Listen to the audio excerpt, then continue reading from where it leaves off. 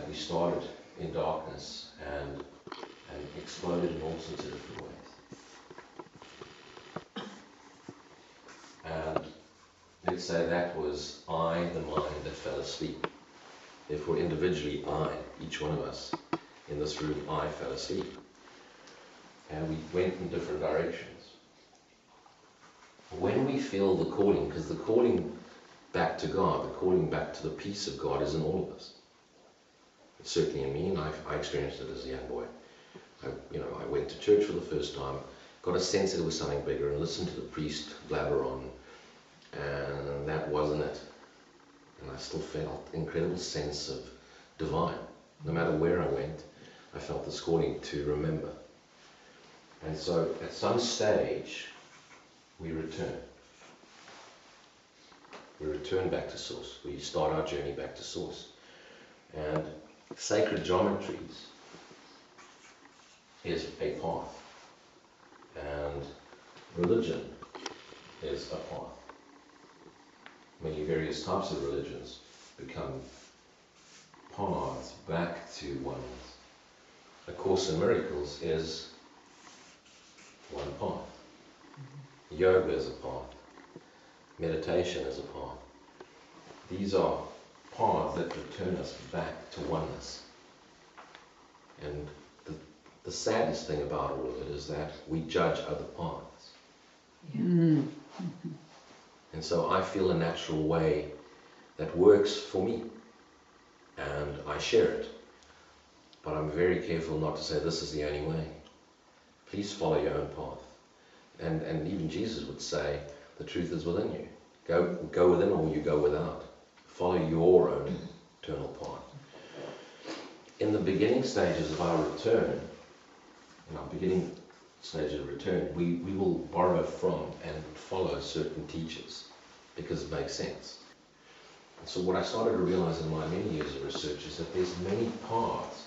We move away from source, we fall into darkness, we fall asleep. But the calling is still within us, because even though this dream of the universe and the planets and the stars and animals in life is in the dream of darkness, the dream of darkness still exists in the mind of the Holy Son of God that has fallen asleep in God. So if the Holy Son of God has fallen asleep in God, the energy of God is still around him. I'm going to, for the sake of explanation, define infinity. That's not possible. It's just a story. Let's use the circle to define infinity. And let's say that all that exists in infinite divine love.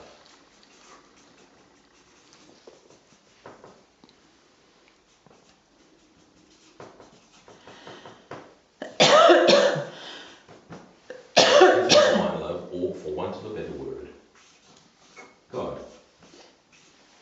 Source. It's all that exists.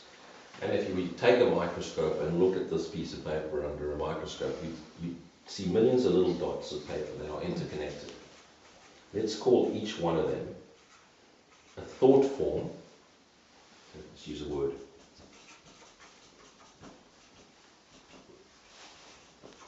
Or a son of God. It's a cell in God. Millions of particles made up, and they're all identical. So this particle over here and that particle over there are identical. There's no difference, there's no separation, there's no identity. It's just, for want of a better explanation, it's infinite, divine, blissful light. It's this unconditional love. And for a reason unknown to us, and we cannot explain this reason, but we know it happened because we're dreaming this up, thinking this is pretty real. One cell simply asked a question.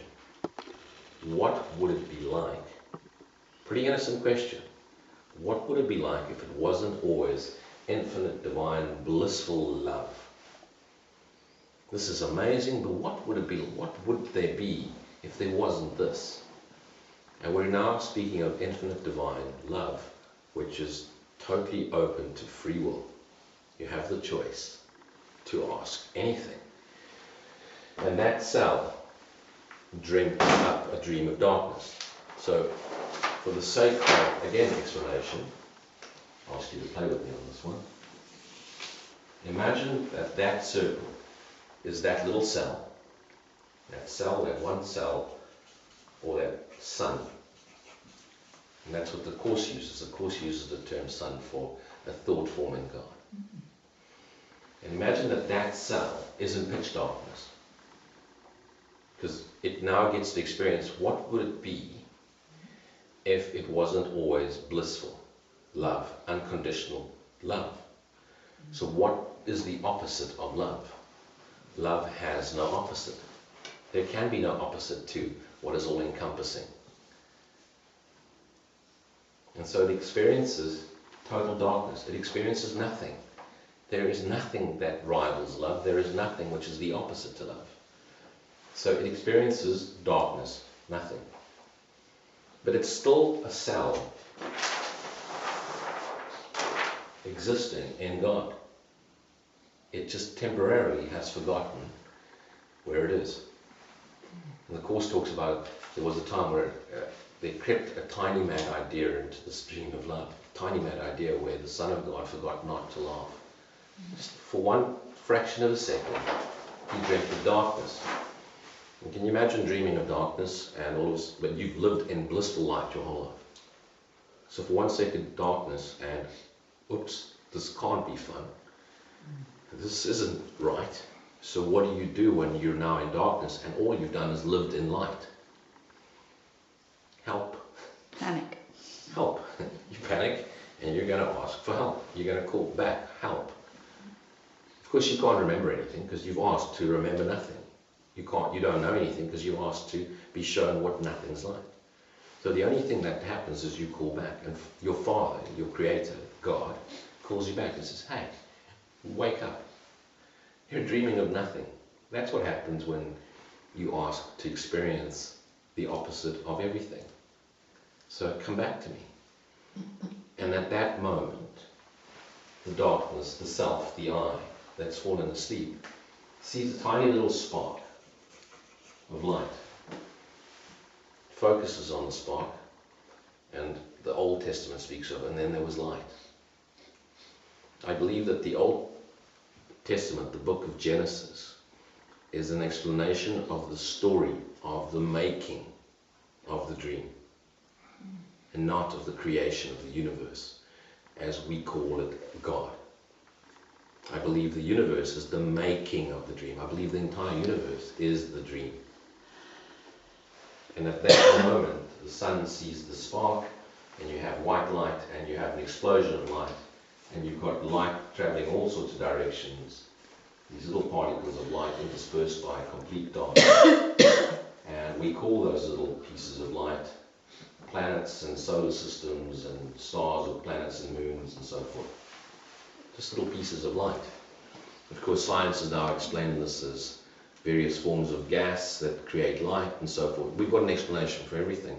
But who created that light? I believe that that light is a representation of the Holy Spirit in the dream of darkness.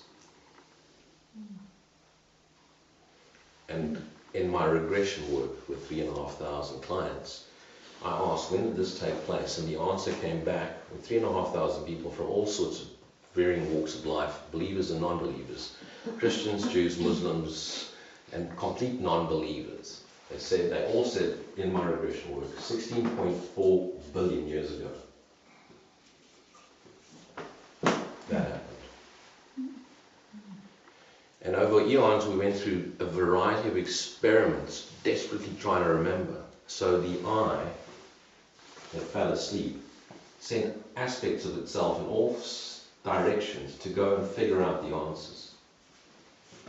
And science talks about expanding universe. So we traveled to the furthest part of ourself to look for the answers. And over time we started figuring out ways of returning. And I believe those ways, those paths of returning have become the variety of religions and ideas that return us back to oneness, that give us that greater sense of a self, that there is a divine at play in our lives.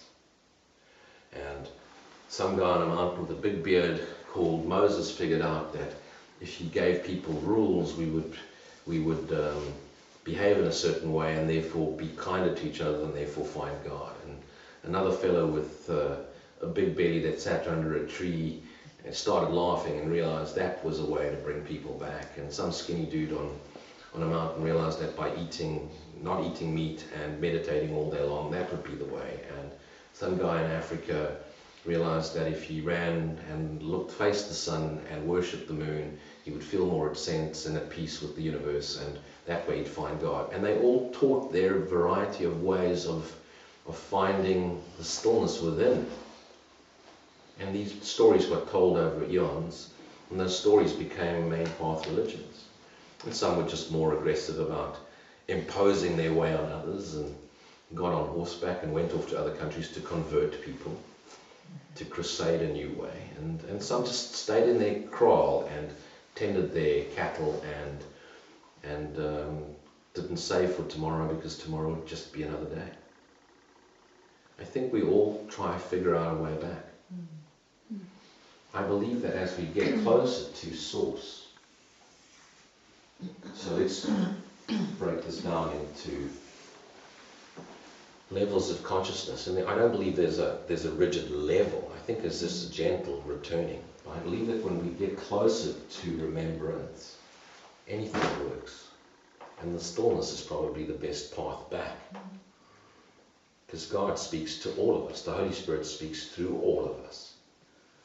I think that wonderful passage in the Bible that states, "Be still and know that I am God," is something you're meant to be saying, not God saying to us. I think it's something you're meant to be meditating upon and saying, "Be still and know that I am within me, God." So God flows through me, as opposed to God is saying to me, "You be still, sit there quietly, and know that I am God." I think if you really meditate upon that one and pray upon that one and spend some time in silence and be still and know that I am. And I am is still a level away or a step away from truth, because there can be no I versus you am, but I as all of us as one. And I think that when enough of us get to remembrance, the dream of separation will end gently, silently, as if it never happened, since it's never happened. Okay. So do you believe that we come to that point? I think everybody comes to that point. And everybody comes to that point in their own way. And I think that at a certain stage we are following a lantern in the darkness that takes us back to enough of the light. But at some stage you have to follow your own path. Yesterday you said something about that each one of us will be sort of returning until the last soul has awakened or so. That doesn't necessarily mean into 3D, does it? I mean, there must be other planes as well. Absolutely. So if you imagine millions of particles separating off in different directions, for the dream of darkness to end, not a single particle can be left asleep. The whole dream has to awake. So imagine you're sleeping at night. You go to bed, you fall asleep, you wake up in the morning. It would be impossible to wake up in the morning if your legs were still asleep. You couldn't get out of bed and go and make coffee. Or we're in a spiritual community, so to take it would be herbal tea. Okay? So for you to wake up in the morning, go downstairs, make some breakfast, all of you has to wake up. Am I right? So there's only one of us dreaming. There's only one mind dreaming that seemingly has split itself off into millions of little thought forms or millions of little minds, seemingly. But there's only one mind dreaming. That's why the planet still looks like the planet every day, because the one mind holds that thought form in place. And you're dialed into that thought form, so this tiny little thought form here is part of this total thought form. So you're living on this little planet and it all looks the same. And it seems to change over time as the mind that holds this idea in place forgets part of it and reinvents it as it goes along, because it's ever changing. So if you were dreaming at night and you saw yourself in the dream and it came to you in the dream and said, "Hey, you, wake up. this is real for me. I'm dreaming of a wonderful life, and I'm dreaming of I'm having coffee in the morning with my family and my loved ones. And how can you say this isn't real? And if 3 people at the breakfast table then turn around to you and say, "Hey Mom, wake up. Hang a second, you're dreaming." And you left the house, got in your car, went to work, and everybody at work said to you, "Hey, you're dreaming. Wake up." This is a conspiracy. This is nonsense. This is real. I'm at work now. And you're driving home in traffic, and the big billboard on the way says, "Wake up, you're dreaming." This is now starting to, can I really be dreaming? And you'd go back upstairs, and you'd get into bed, and you're about to fall asleep, and you say, "But hang a second, I'm going to go to sleep, and everybody's telling me I'm dreaming, so maybe I'm awake. Let's look at this from another angle. Am I really asleep? Am I really dreaming? And am I really going back to sleep?" So if everybody in your dream started telling you that you're dreaming, perhaps you may just wake up. And so what will happen in the dream is more and more of these cells that are asleep in the holy mind of the Son of God start to tell the mind that you're asleep, and start to change the behavior as if you're no longer asleep. Because that's the most important part. Because it's of no consequence, and how is it possibly going to help anyone if I'm saying, "This is a dream, this isn't real," and then I walk outside and have a cigarette and a cup of coffee, and you ask me why I'm smoking a cigarette and drinking a cup of coffee, and coffee tastes good, and I love the taste of cigarettes, but you go, 2 minutes ago you said it wasn't real, so why are you still enjoying coffee and cigarettes?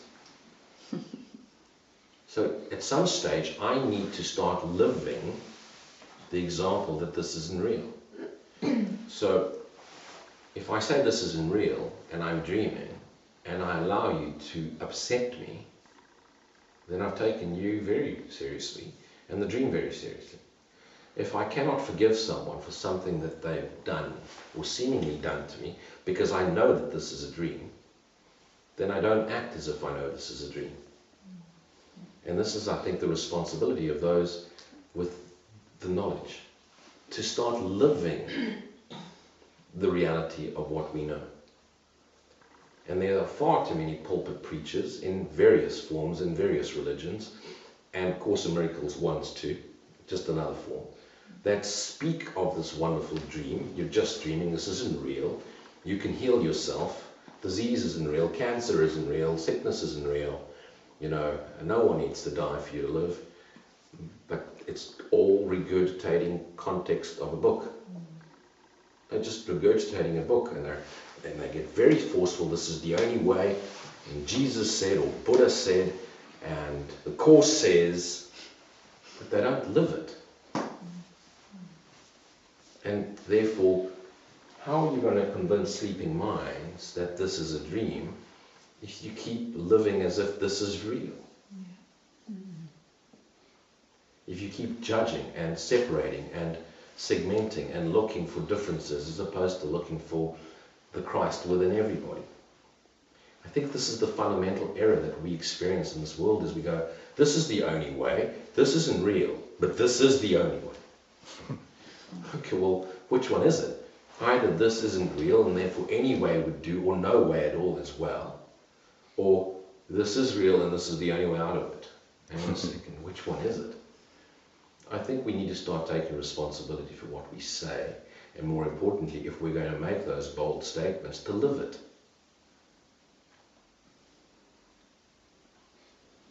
Imagine me saying to you that the way I've most found God is every morning I wake up and I have a very, very strong cup of Brazilian coffee and at least 3 cigarettes. And while I'm drinking this wonderfully strong coffee that would probably give most people a heart attack, and smoking cigarettes which would probably give most people cancer, and I read the Course in Miracles, I feel totally alive. And in those 2.5 hours where I spend time reading the Course on a Monday to Friday, I'm totally connected to the divine. And this is the only way you're going to get it right.